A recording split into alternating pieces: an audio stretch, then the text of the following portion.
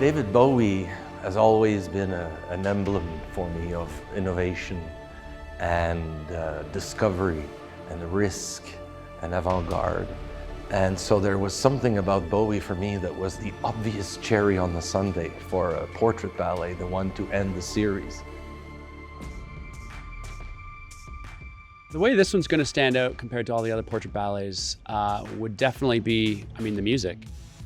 Everyone is so iconic in the artists that we've danced to. What do people think when they think of Bowie? It's going to represent his music in a way that no other artist will be represented.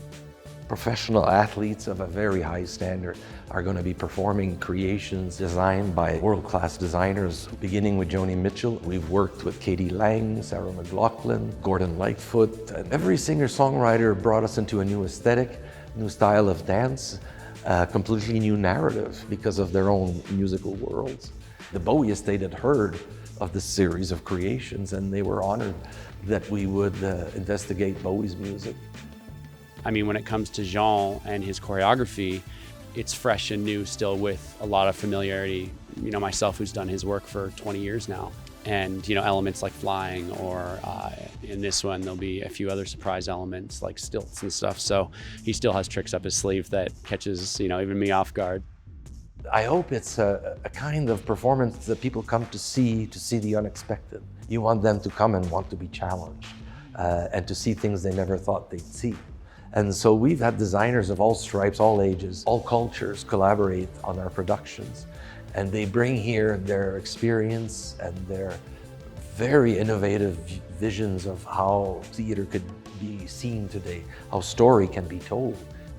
Adam Larsen, our projection artist, he's able to now integrate three-dimensional video projection into our storytelling, that the audience will be absolutely plunged into the virtual world as if though you were in a video game. And it's an extraordinary moment when it all comes together, the world premiere, when the lights are there, the costumes, and you see this painting come to life in 3 dimensions with living artists. They become so fused that they should just become one tableau of storytelling. The final product you see on stage is really a pure collaboration. There's just something special that comes with an opening night performance of a new work when in the studio you do it over and over and over again, and you're so focused on putting all the elements together that something special like the character and the raw emotion that comes out, I think I'm going to constantly be exploring until the final curtain comes down with it. So.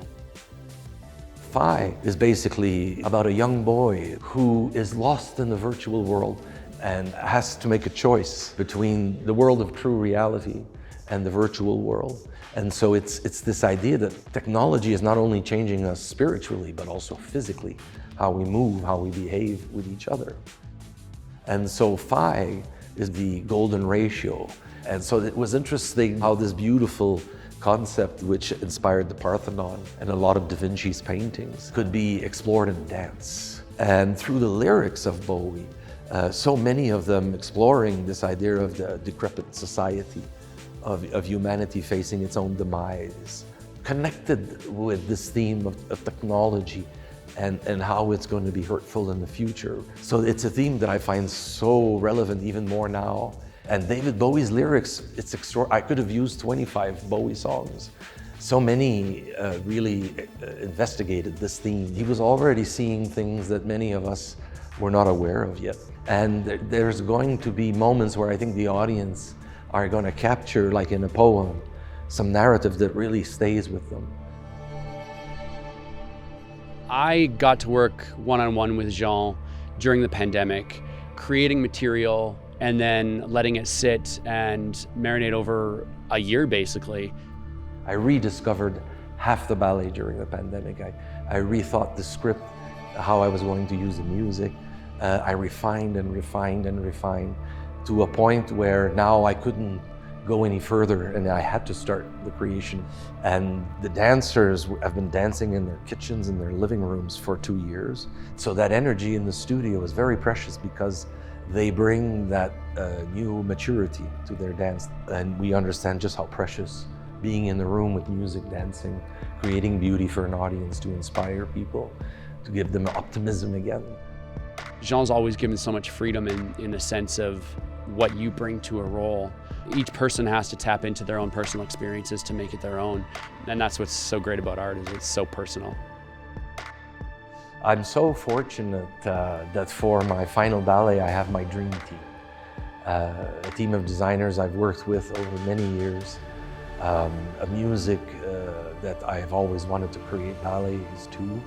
And also I'm collaborating, the lead role is being created by Kelley McKinlay, this incredible artist, kinetic brilliance and interpretive power like very few dancers.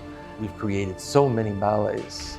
And what's interesting is that he started working with this company on the very same day I did, and we're retiring with the same performance. So it's a beautiful story.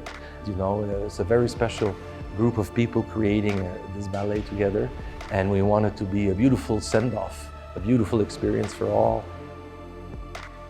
This artistic journey I've had in my career has brought me to this ballet now. And for my last ballet, I wanted to create something that touched you, but you didn't know why. And those are the memories that stay, because if something touches you and you can't explain why, it will always remain with you.